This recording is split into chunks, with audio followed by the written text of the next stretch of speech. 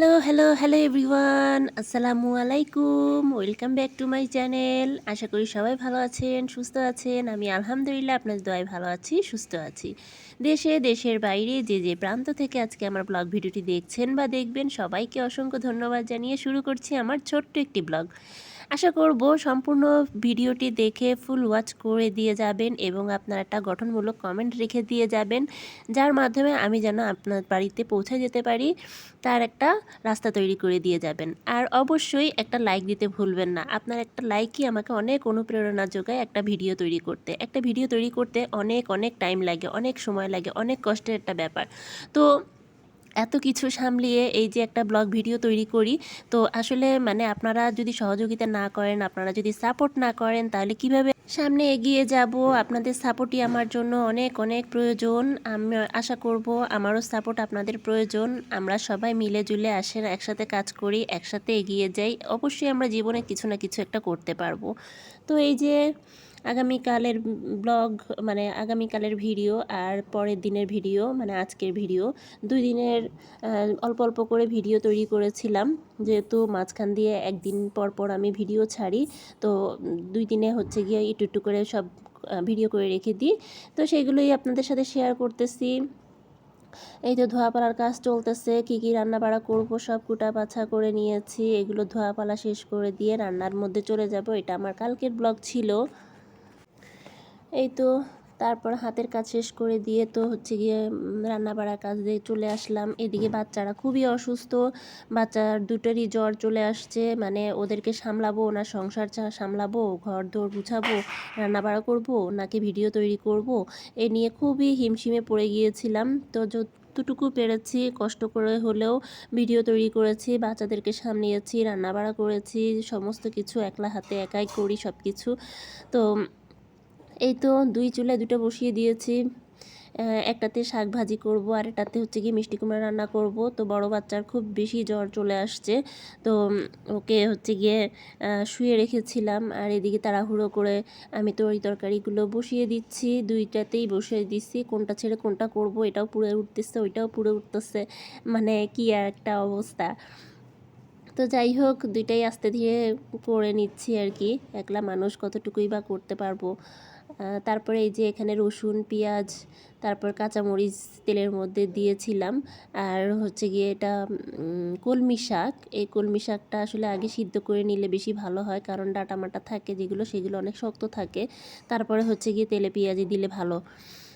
তো যা হোক আমি তাড়াহুড়ো করে যতটুকু পারছি সামনে মানে কাজ আগায় নিতে পারলেই আমি বাঁচি, এরকম অবস্থা। কারণ বাচ্চাদের জ্বালানোতে আমার খুবই অতিষ্ঠ লাগতেছে, আমি কোনটা ছেড়ে কোনটা করব, এরকম একটা অবস্থা।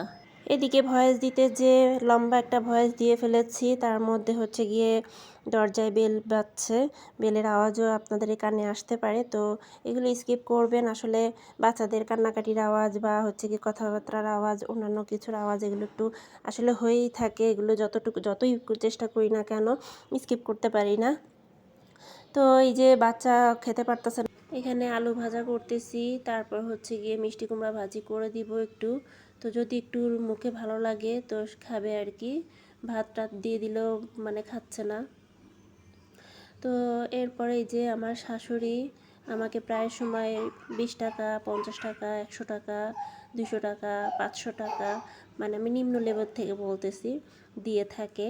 তো যাক আলহামদুলিল্লাহ, তাকে তার জন্য আমার মানে অন্তরস্থল থেকে দোয়া এবং ভালোবাসা রইল। তো এই যে বাচ্চা অসুস্থ ছিল, শুয়ে আছে। এখানে আমি এই তো রাতের বেলা কুটা বাছা করে রাখতেছি।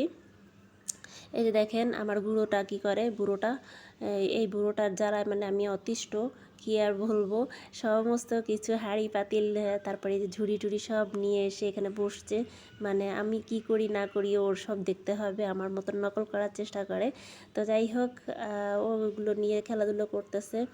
তো পরের দিন সকালে, মানে এটা আজকে সকালের ব্লগ, মানে ভিডিওটা, সকালে উঠে একটু চা বানিয়ে দিয়েছি, চা বানাইছি। এদিকে তো ছোটো বাচ্চারও জ্বর ভাব, মানে ছোটোটার জ্বর আসেনি, পরে আর কি 12টার দিকে জ্বর চলে আসছে, প্রচুর জ্বর চলে আসছে। বড়টার তো এমনি জ্বর ছিলই, ছোটোটারও এরকম জ্বর আসছে। তো 2 দিন ধরে তো ছোটোটা মানে একটু কেমন কান্নাকাটি ভাব করতেছিল। তো যাই হোক, শরীরটা খারাপ লাগলে পরে তো অস্থির করবে, মানে ডিস্টার্ব তো করতেই থাকবে।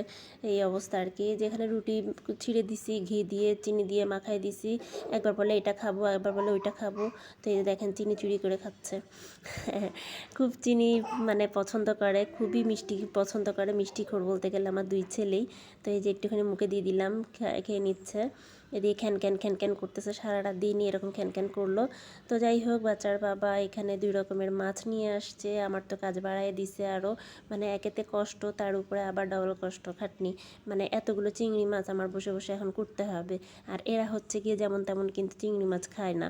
তো এটার পুরো ফুল খোসা ছাড়াইতে হয়, মাথা, লেজ, তারপর হচ্ছে কি বডির অংশগুলো সম্পূর্ণ যতটুকু খোসা থাকে সম্পূর্ণ বডি থেকে খুলে নিতে হয়। খুলে নিলে পরে তখন ওরা খেতে পছন্দ করে, মানে আমার হাজব্যান্ড, আমার বাচ্চারাও এরকমভাবেই খায়। তো আমার কাছে এগুলো ভেজাল লাগে। আমরা তো সত্যি কথা বলতে ছোটোর থেকেই কিন্তু খোসাসহ খেয়ে আসছি, মাথা লেজ ফেলে দিছি, এভাবে খেয়ে আসছি। এই যে দেখেন কতগুলো চিংড়ি মাছ ছিল, কতটুকু হয়ে গেছে। এই যে দেখেন খোসাগুলো দেখলে পরেই মানে কি বলবো, মায়া লাগে। এই চিংড়ি মাছ খাওয়াটাই মানে রুচি উঠে যায়, ইচ্ছে উঠে যায় যে এতগুলো চিংড়ি মাছ এত দাম দিয়ে কিনে নিয়ে আসা হয়েছে, অথচ খোসাতেই অর্ধেক চলে যায়। তো কী আর করার, এই যে এখানে আছে যতগুলো, এখানেও কিন্তু এখান থেকেও অনেক খোসা বেরোবে, যেহেতু তাড়াহুড়ো করে আমি মাথা লেজ ফেলে দিচ্ছি আর কিছু কিছু খোসা ছাড়িয়ে দিচ্ছি। তো যাই হোক, আমি বেশি একটা করে উঠতে পারতেছি না দেখে সেজন্য রেখে দিলাম। আর এখানে যে বাচ্চাকে কোলে নিয়ে ভিডিও করতে বসছি, ভিডিও করতেছি, বাচ্চা এক হাতে আসছে আর সেই হাতেই হচ্ছে কি মোবাইলটা নিয়ে ধরে আসছি আর ভিডিও করতেছি, খুব কষ্ট করে ভিডিও করতেছি। তো এই যে মাছ ধুয়ে নিয়েছি, কোনো বাটি টাটি ভরাইনি আজকে আর। তো এই যে কড়াইটা আধোয়া ছিল, তো ভাবলাম যে এটাতেই আমি বসিয়ে দিই, এটাতেই আজকে কাজ সারিয়ে নিয়েছি। তো এই যেখানে তেল গরম করে মাছটা বসাই দিছি, এটা তেলাপিয়া মাছ। আজকে যেহেতু নিয়ে আসছে বাজার থেকে, কুটে বাছে নিয়ে আসছে, আমার কষ্ট হয় দেখে বাজার থেকে বেশিরভাগই বড় বড় মাছগুলো কুটে নিয়ে আসা হয়। তো চিংড়ি মাছটা তো আর কেউ কুটতে চায় না বাজারে, তো তার জন্য চিংড়ি মাছটা বাসায় নিয়ে আসছে। তো এত বড় জায়গাতে নিয়ে মানে ছিল, কতখানি ছিল চিংড়ি মাছ আর কতটুকু হয়ে গেছে দেখেন। তো এর জন্য আমি বড় জায়গা থেকে ছোট জায়গা করে নিয়েছি। এগুলো হচ্ছে গিয়ে ফ্রিজে দিয়ে দিব, ফ্রিজে দিয়ে দিলে পরে তো মানে ভালো থাকবে। যাই হোক, কারণ একটু কেমন কেমন গন্ধ ছড়া যাচ্ছিল, কাজ করে আমি কুলায় উঠতে পারতেছি না, একটু বেশ অনেকক্ষণ আগেই কেনা হয়েছিল, তো যার জন্য ফ্রিজে দেওয়া হয়নি। এই যে আমি এখানে মাছটা ভেজে নিলাম, ঝিঙ্গা রান্না করব, ঝিঙ্গা দিয়ে আলু দিয়ে তেলাপিয়া মাছ দিয়ে রান্না করব, আমার খুবই পছন্দ ঝিঙ্গের তরকারি। এই তো আমি এখানে পেঁয়াজ বাটা, রসুন বাটা, জিরা বাটা নিয়ে নিয়েছি, হলুদের গুঁড়ো, মরিচের গুঁড়ো, লবণ, পেঁয়াজ, কাঁচামরিচ সবগুলো নিয়ে নিয়েছি এক জায়গায় আজকে। তো এই যে এখনও পর্যন্ত কিন্তু বাচ্চা কোলে আসছে, যেহেতু ওর খুব গায়ে জ্বর আসছে, খুব খ্যান করতেছে, কান্নাকাটি করতেছে। আমার খুব কষ্ট হচ্ছে ভিডিও করতে, তারপরও আপনাদের মাঝে শেয়ার করতেছি এগুলো। আর শেয়ার করাটা আমার খুবই আগ্রহ, আপনাদের সাথে সব কিছু শেয়ার করাটা। তো এখানে পেঁয়াজটা ভুনে নিলাম, পেঁয়াজটা ভালো করে একটু ভুনে নিয়েছি, মশলাটা একটু ভুনে নিয়েছি, তেলটা উপরে আলুটা দিয়ে ভালো করে কষিয়ে নিলাম। তারপর হচ্ছে গিয়ে যে ঝিঙ্গাটা দিয়ে দিয়েছি, কালকে রাতে যতটুকু পেরেছি কেটে কুটে রেখে দিয়েছিলাম। তো এটাকে আমি মশলার মধ্যে ভালো করে কষিয়ে নিব। ঝিঙার তরকারিটা যে কি মজার হয়, মানে কি বলবো, আমার কাছে খুব পছন্দের। বেগুনের তরকারি আর ঝিঙার তরকারি আমার অনেক পছন্দের একটা তরকারি। তো যাই হোক, এদিকে ভাত বসিয়ে দিয়েছি, এদিকে ঝিঙার তরকারিটাও রান্না করতেছি, রেসিপিটাও আপনাদের সাথে শেয়ার করে নিলাম। এই তো ফাইনালি আমার রান্না হয়ে গিয়েছে। তো ভিডিওটি দেখতে দেখতে যারা এতদূর পর্যন্ত চলে এসেছেন, এটা লাইক দিতে ভুলে গিয়েছেন, তারা অবশ্যই এটা লাইক দিয়ে দিবেন। আমার পাশে থাকবেন, আমাকে সাপোর্ট করবেন, সাপোর্ট করবেন, তাহলেই না আমি একটু সামনে এগিয়ে যেতে পারবো। তো রান্নাটা কেমন হয়েছে এবং ব্লগ ভিডিওটি কেমন হয়েছে অবশ্যই জানাবেন। ভিডিওটি এই পর্যন্ত, আল্লাহ হাফেজ, আসসালামু আলাইকুম।